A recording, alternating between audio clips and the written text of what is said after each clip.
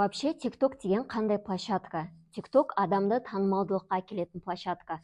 Бұл жерде сіз бір видео салып, 100 мың, 500 мың, 1 миллион, 10 миллион, одан да көп просмотр жинай аласыздар. TikTokта дамудың 3 түрі бар.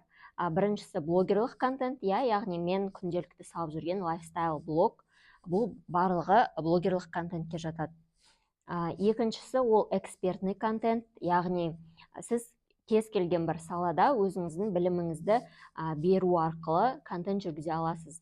Және үшіншісі ол коммерческий аккаунт, яғни сізде қандай да бір бизнес болса, кез келген онлайн, офлайн товар сататын адамдардың барлығы осы коммерческий аккаунт жүргізеді.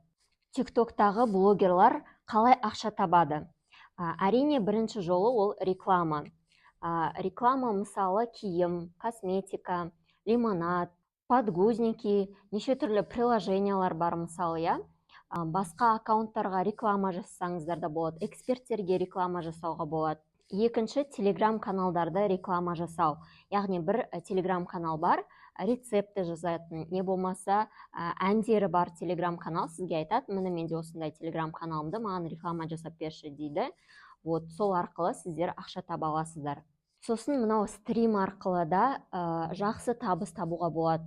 Өздеріңіз де байқаған шығарсыздар, көптеген блогерлар осылай стримға кіреді, 2 адам болып батылға шығады, сонда адамдардың беріп жатқан донаты, әрбір донаты ол ақша. Бірақ бұл жерде сіздер өздеріңіздің уақыттарыңызды, энергияларыңызды арнау керексіздер. Себебі бір рет кірген кезде, мысалы кешкі сағат 10-нан таңғы сағат 3-ке дейін, 4-ке дейін отыратын блогерлар бар. За счет этого олар табыстары да көпірек болады.